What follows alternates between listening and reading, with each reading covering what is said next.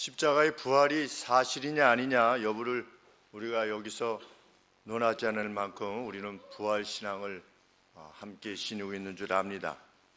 우리가 정말 물어야 되는 것은 이 십자가의 부활 신앙이 우리로 어떻게 하기를 주님은 원하시는가? 그런데 성경을 보면 십자가에 대한 또 십자가와 부활에 대한 신앙을 지닌 사람들은 다 미치게 되었다, 이렇게 말하고 있습니다. 십자가와 주님의 부활을 목도한 사람, 그리고 그 부활을 목도한 사람으로부터 증언을 들음으로 예수님을 믿게 된 사람들은 이후의 삶을 미친 사람같이 살았다. 그러면 결국 우리들도 지금을 살면서 미친 사람같이 사는 것이 우리가 부활에 대한 분명한 신앙을 지니고 있음에 대한 증거가 된다는 것을 알게 됩니다. 우리는 과연 미친 사람처럼 살고 있는가? 우리 오늘 본문 말씀이 그렇지 않습니까? 우리가 만일 미쳤어도 하나님을 위한 것이요, 만일 정신이 온전하여도 당신들을 위한 것이니. 이 복음을 전했던 사도는 베스도 총독으로부터 네 많은 지식이 네가 미쳤도다, 네 많은 학문이 너를 미치게 하는구나, 사도행전 26장 24절에서 그로부터 그러한 평가를 받게 했습니다. 사도 바울이 공중 앞에서 그 어떤 것도 두려워하지 않고 복음을 전했을 때 베스도 총독이 너 미친 것이 틀림이 없다, 너 많은 지식이 너를 하여금 미치게 한 것이다, 너 인센 상태구나. 그러자 바울이 무엇이라고 대답했습니까? 이 베스도 총독이여, 이 부활 사건이 세상의 어느 코너에서 일어난 것이 아니라 세상 모든 사람들이 알고 있다는 사실을 베스도 총독 당신도 알 것입니다. 그렇게 말하면서 자기의 말을 듣는 모든 사람도 이 묶인 것 외에는 다 자기와 같이 되기를 원하노라, 이게 베스도 총독에게 담대하게 말했습니다.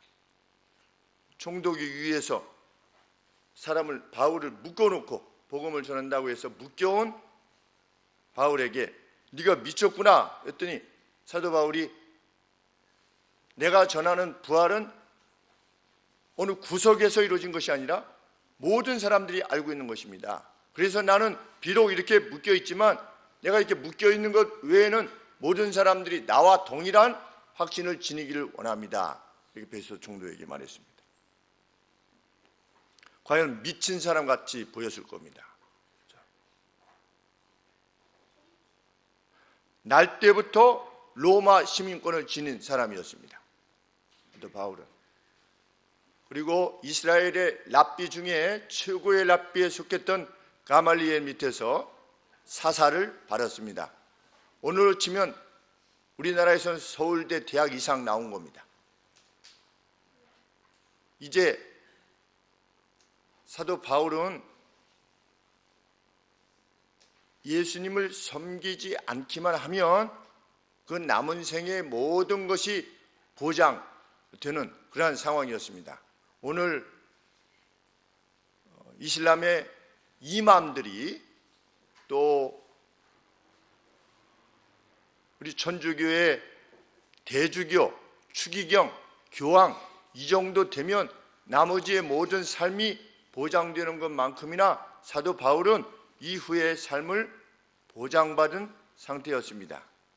그런데 그 모든 것들을 배설물과 같이 여기고 똥과 같이 여기고 자기가 지니고 있는 로마 시민권, 서울대학 나왔다는 것, 더 나아가서는 하버드 대학 나왔다는 것, 이런 것들을 다 똥과 같이 여기고 예수 그리스도의 복음을 전하면서 다닐 때 그는 마치 노숙자와 같이 다녔다. 미친 사람이지요. 다른 사람에게 도움을 받지 않기 위해서 그는 텐트 깁는 일을 하면서 그 뛰어난 인텔리가 텐트 깁는 일을 하면서 평생을 산 겁니다. 미친 짓입니다.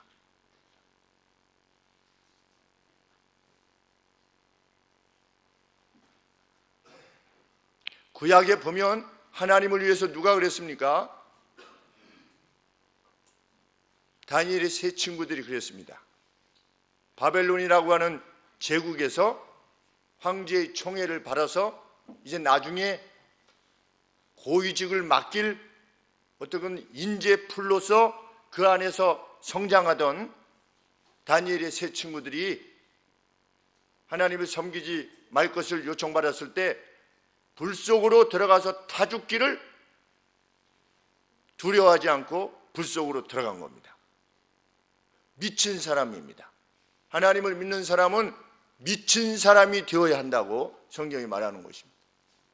그런데 과연 오늘 미친 사람이 얼마나 있겠는가 생각해 보게 됩니다.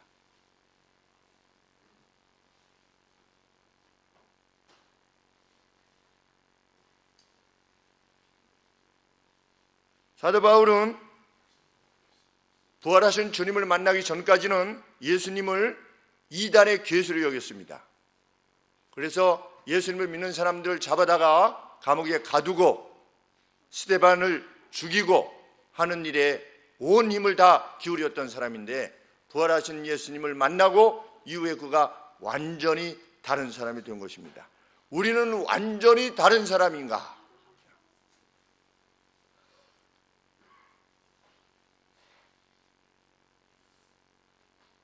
부활신앙을 지닌다는 것은 이전의 나에다가 무엇을 하나 덧붙이는 것이 아닌 것입니다. 그것은 완전한 변화를 말하는 것입니다. 세계관이 완전히 바뀌는 것입니다. 그것은 주를 위하여 미친 자가 되는 것입니다. 누군가 그렇게 행한다면 그는 부활신앙을 분명하게 지닌 것이라 성경이 말하는 것입니다.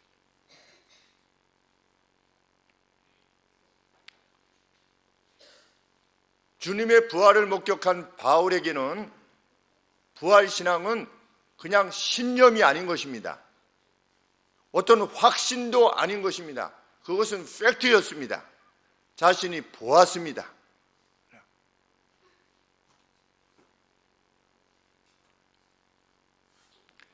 그래서 그리스도를 위하여 죽으면 이 잠시의 텐트, 이 몸이라고 하는 잠시의 바람이 불면 무너질 수밖에 없는 이 텐트를 넘어서 하늘에 있는 영원한 장소에 거하게 되는 것이라는 것을 알았기에 죽음을 두려워하지 않고 나가는 것입니다.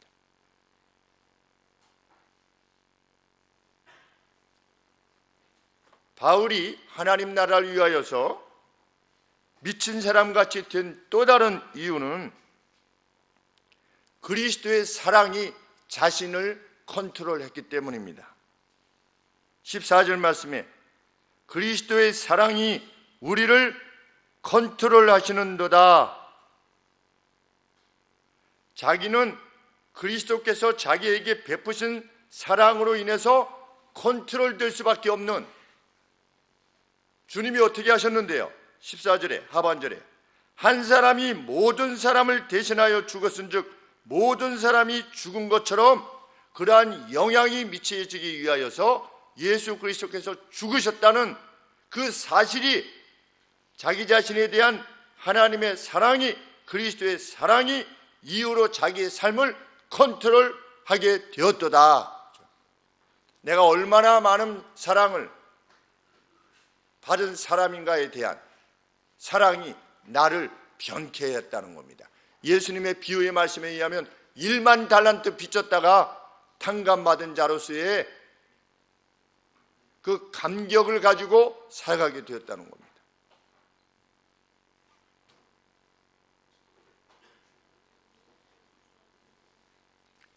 바울에게 있어서 예수님은 랍비가 아니었던 겁니다. 우리가 오늘 경배하는 것이 우리가 그 영광을 눈으로 직접 바라볼 수 없으리만큼 그렇게 빛나는 영광을 지니신 하나님께 경배한다고 하는 사실, 그것이 성경이 말하는 바입니다.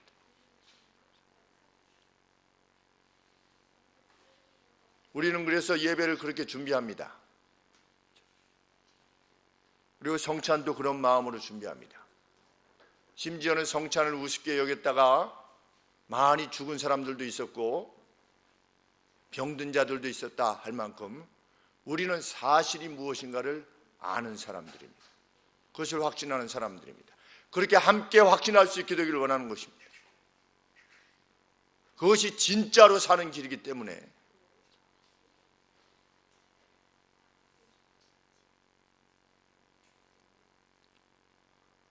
그 같은 주님의 사랑으로 인해서 바울은 더 이상 나는 나 자신을 위해서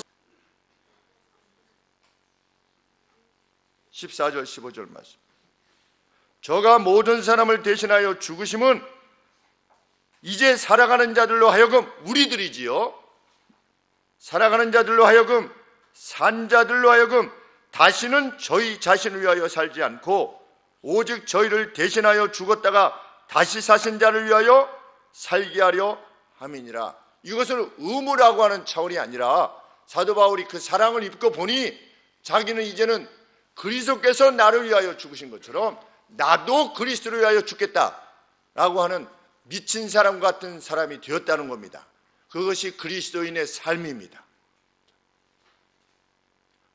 우리 그리스도인의 삶은 그냥 조금 착하게 살고 조금 용서해 주고 조금 고통받고 이러다가 예수님 때문에 천국 가는 그저 차표만 받게 되는 그러한 삶을 추구하는 것이 아니라 다시는 내 자신을 위하여 살지 않으리라고 다짐할 만큼 그리스도의 사랑을 위하여 사는 것이, 그것이 그리스도인의 삶입니다. 우리 자신도 그것을 확신해야 되고 세상도 그것을 봐야만 됩니다. 왜 요즘에는 예수님 믿는 사람이 점점 줄어드는가? 그렇게 사는 사람이 별로 없기 때문입니다. 자기의 삶의 전 목표가 자신이 신앙하는 하나님을 위한 그러한 헌신에 바쳐지는 사람을 볼 수가 없기 때문이지요. 예수 믿는다고 하고 교회 다닌다고 하고 해도 그 삶의 별반 차이가 없는,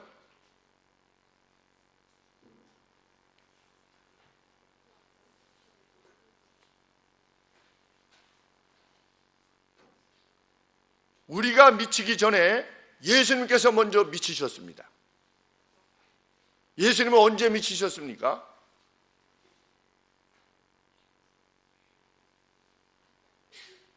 예수님은 우리를 건져내시기 위하여 미치셨습니다. 하나님 되심을 포기하고 내려오셨습니다. 그리고 조물주가 피조물의 손에 의해서 모욕당하시고 수염을 뽑히시고 채찍을 맞으시고 십자가에서 조물주가 피조물에 의해서 죽임을 당했습니다. 미치지 않고서야 무엇에 미친 겁니까? 사랑에 미친 겁니다. 주님은 우리도 이후에 그 사랑을 받고 사랑에 미친 자가 되기를 원하시는 것입니다. 그것이 부활신앙이시는 능력입니다.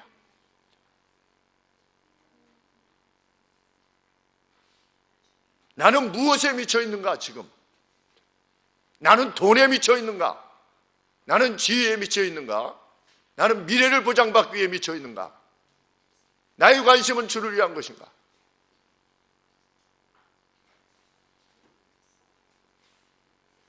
우리는 주님이 그리하셨듯이 사랑에 미치기를 원해야 되는 것입니다.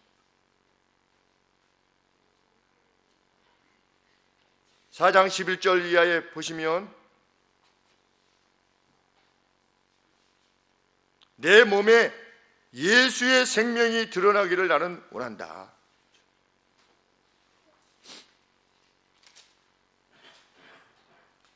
우리 산자가 4장 11절입니다.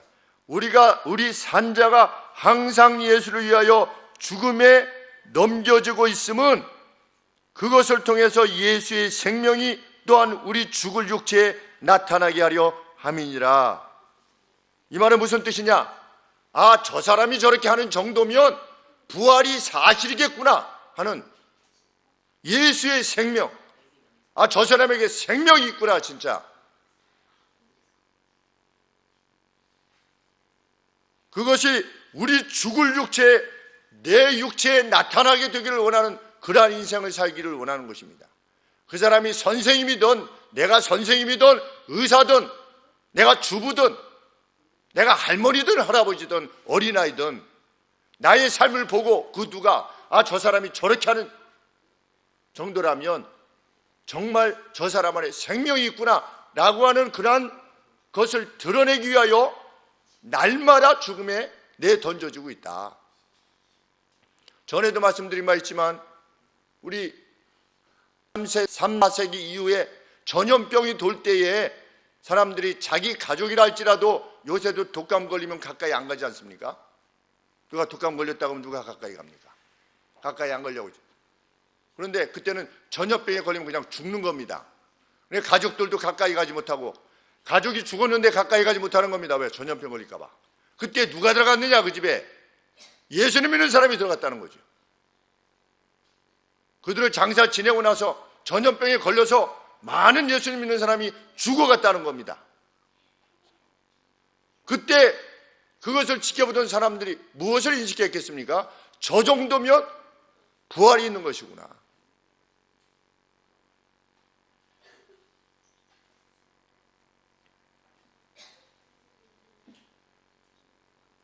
주님의 부활을 목격한 바울에게는 이제 세상에 두 가지 종류의 사람만 있다고 합니다. 두 가지 종류의 사람.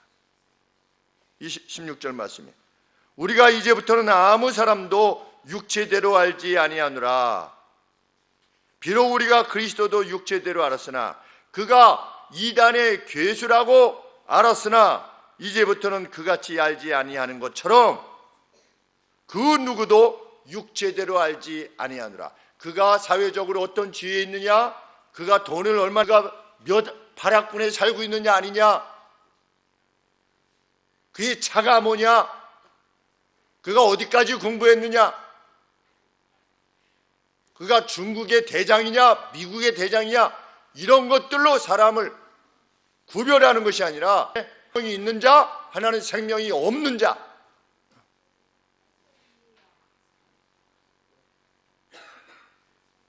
17절 말씀에 그런즉 누구든지 뉴 크리에이처라, 이전 것은 지나갔으니 보라 새 것이 되었다. 완전히 다른 차원에 거하게 되는 겁니다. 뭐가? 예수님을 믿는다는 것은 완전히 다른 차원의 사람이 되는 것입니다. 그냥 목사가 좀 어떻게 지난번에 어떻게 해서 빠지셨나 봐요. 좀 화가 나시겠어요? 좀 참으세요. 미래가 불안하시겠군요. 좀 힘을 내세요. 이것이 아니라는 겁니다. 성경은. 예수님을 믿는다는 건 뭐냐? 죽기를 불사하는 것이다. 무엇을 위해서? 사랑을 위해서. 사랑을 위해서 무엇을 행했다가도 그것이 되돌아오지 않을 때에도 예수님이 그렇게 하셨던 것처럼 예수님은 돌아왔습니까? 예수님이 십자가에 죽으셨을 때 그 죽으신 희생의 그 반대급부로 인해서 사람들이 예수님 잘하셨습니다 했습니까? 하지 않았습니다. 그래도 끝까지 그 길을 가신 것입니다.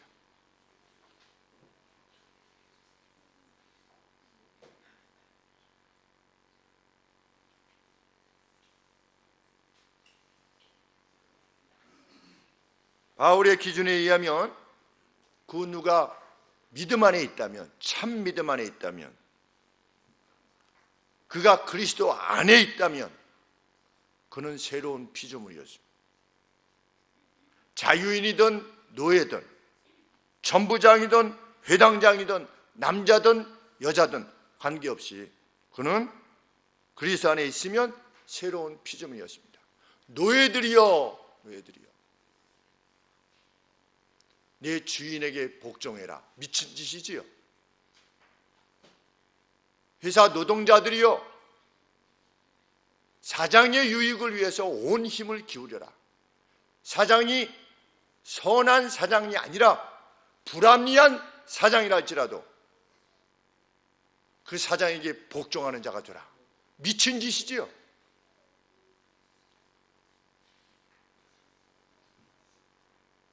우리는 거기까지 나아가는 새로운 피조물이 되기를 원하는 것입니다. 왜? 우리 입으로 그렇게 고백하는 것처럼 이 세상은 잠시 후에 패스 어웨이 하는 겁니다. 정말 그것이 우리의 신앙이라면 우리는 조금 더 달리 살 것입니다.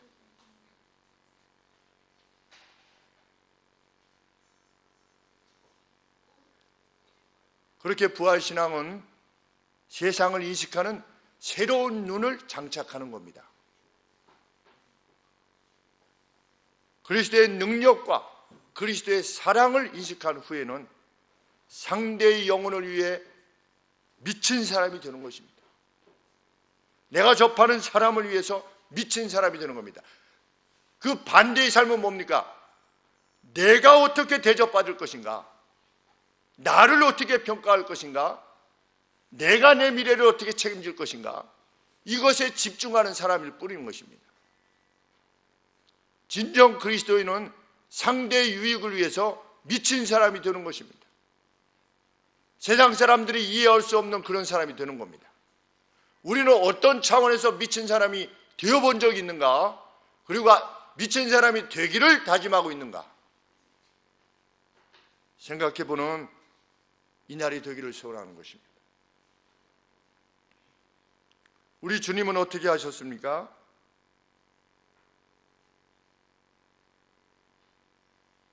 (19절) 말씀에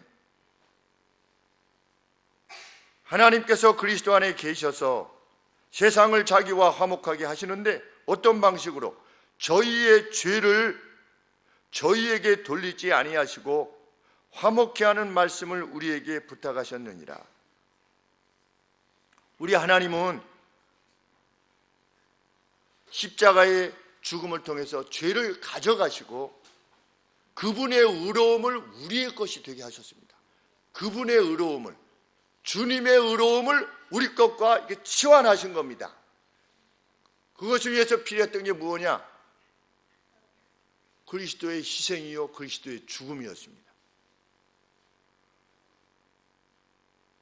그런데 사도 바울은 자신이 이 같은 사랑에 의해서 구원받았을 뿐만 아니라 그 그리스도를 위한 이 소식을 알리기 위한 대사로서, 화목의 대사로서 소명을 받게 되었음을 감격해 하는 것입니다.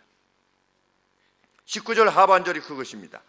화목하게 하는 말씀을 우리에게 부탁하셨느니라.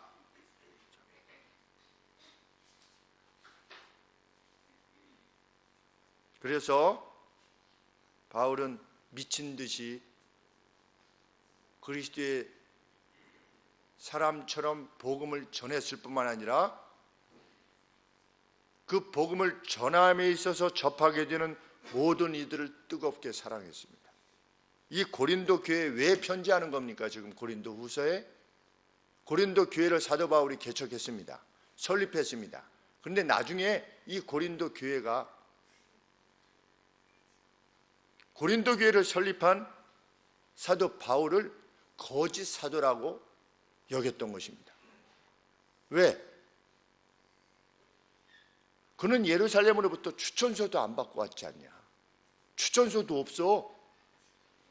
가짜인가 봐. 사도 바울이 사례비를 받지 않고 자기가 텐트를 키워서 자비량했습니다. 스스로 자기의 삶을 책임져 나갔을 때 고린도 교회는 그것을 감사하게 여긴 게 아니라 가짜인가 봐. 그러니까 우리에게 사례비 달라고도 못하지. 마지막으로 거짓 사도가 분명해. 왜? 진짜 사도라면 왜 몸에 병이 있어?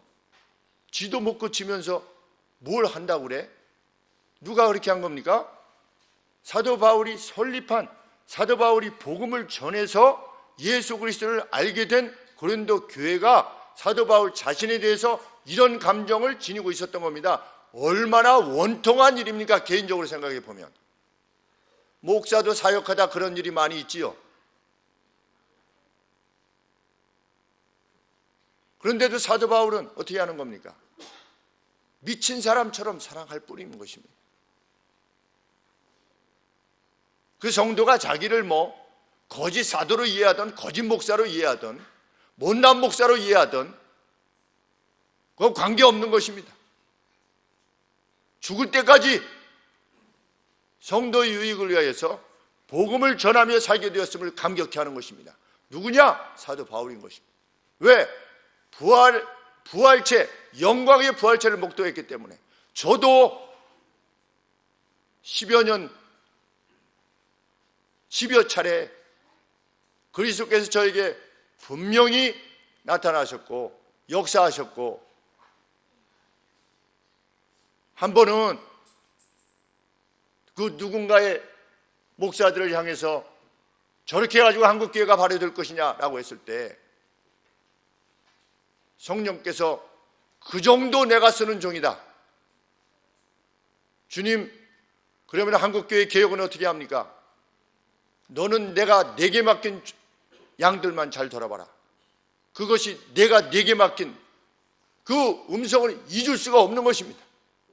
전혀 예기치 않는 상황 가운데 그 한 가지 사실만으로도, 그 한 가지 사건만으로도 주는 살아계십니다.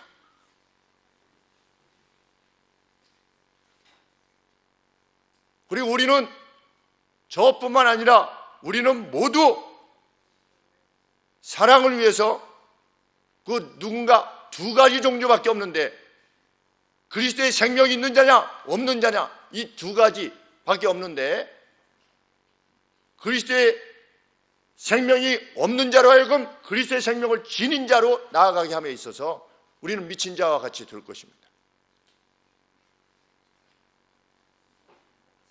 우리 최병철 성도님께서 지난주에 저랑 저 뒤에서 악수를 하시고 또 식사 잘 하시고 화요일날 이렇게 세상을 떠나실 줄 누가 알았겠습니까?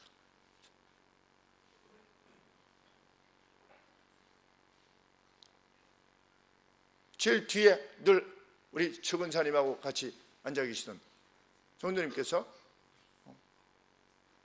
하나님의 부르심에 의해서 바로 이곳과 저곳이 멀지 않는 그곳으로 가셨습니다. 한 30년, 길게는 50년 뒤에 만날 것이라. 그 기간이 정말 슬프지만 그 슬픔이 절망이 아닌 이유는 뭡니까? 생명을 안고 가셨기 때문인 것이지. 성경 말씀은 무엇입니까? 그가 살아있다. 거기에 나는 아브라함의 하나님이요 이삭의 하나님이요 야곱의 하나님이다. 나는 아브라함이 아니고 고 이삭이 아니고 고 야곱의 하나님이 아니라 나는 아브라함, 이삭, 야곱의 하나님이다. 지금 나와 함께 살아있는 그들의 하나님이다. 최병철 성도님의 하나님이신 것이죠. 그래서 우리는 고라고 붙이지 않는 것입니다. 세상에는 두 종류의 사람이 있다. 생명을 지닌 자냐, 지니지 않는 자냐.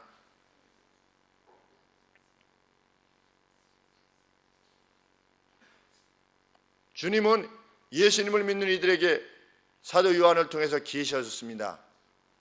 차든지 뜨겁든지 하라. 미지근한 것은 신앙이 아니라는 것이지요. 하나님 보시기에는 이 사람은 이게 천국인가? 이 사람은 나를 믿는 것인가? 믿지 않는 것인가? 이렇게 좀 애매모호한 사람은 없다는 겁니다. 하나님 보시기에는. 그럼 우리는 어떤 사람으로 살기를 소원해야 될 것인가? 미친 사람 편에 속하기를 소원하고 열정을 다해서 살아갈 것입니다. 그래서 그리스도께서 우리에게 주신 법들, 그리스도의 법을 실현하면서 살아가려고 할 것입니다. 그리스도께서 우리에게 주신 법이 무엇입니까? 네 원수를 위하여 축복하기까지 사랑을 위하여 사는 자가 되라. 우리는 무엇을 사랑하는가? 매일의 삶 속에서 나의 헌신은 무엇이며 나의 희생은 과연 무엇인가?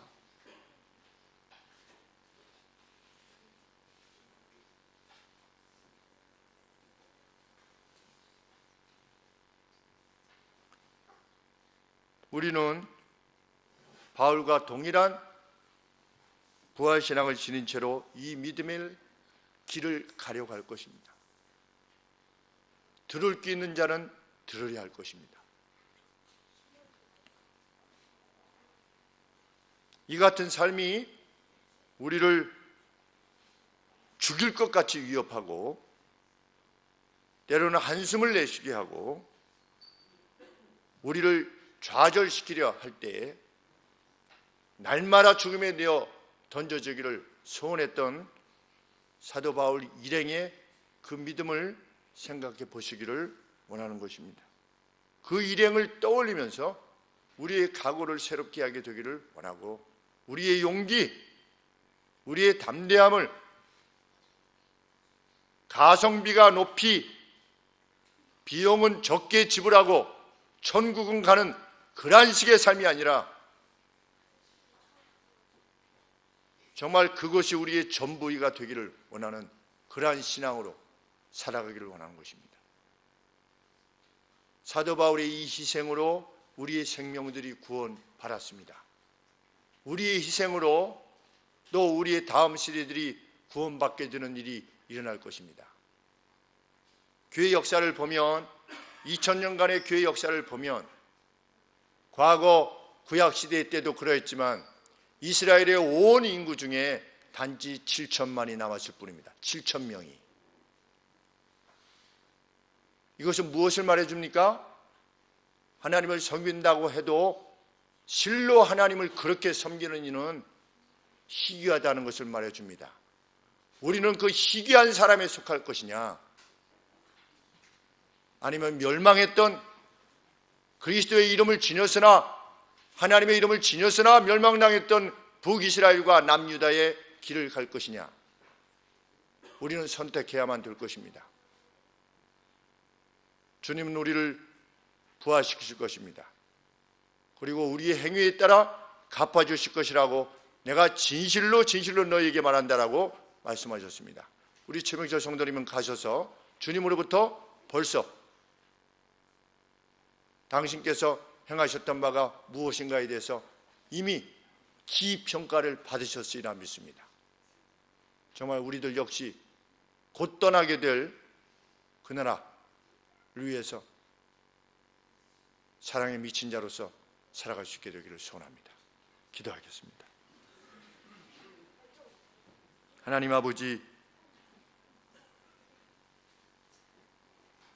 저희의 부활신앙이 종교적 유의가 되지 않도록 도와주시고 우리를 일깨워 주시옵기를 간절히 소원합니다.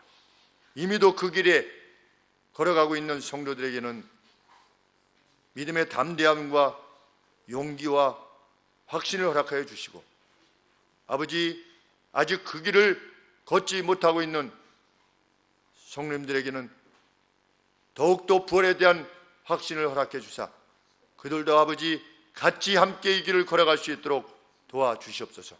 정말 우리 자신들의 몸에 그리스도의 생명이 느껴질 수 있도록 그렇게 하나님 그 누군가의 영혼을 위하여 뜨겁게 살아가는 저희들 되게 하시고 그것이 우리의 생애의 목표가 될 수 있도록 주님 도와주시옵소서.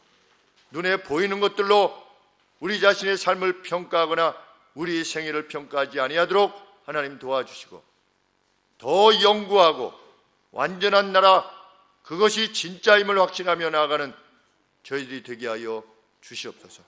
특별히 우리 최병철 성도님 온 가족에 주님께서 이 하늘의 소망으로 말미암는 크신 위로를 허락하여 주시옵시고 그날을 아버지 그렇게 기다리며 준비하실 수 있도록 도와주시옵소서. 예수님의 거룩하신 이름으로 기도하옵나이다. 아멘.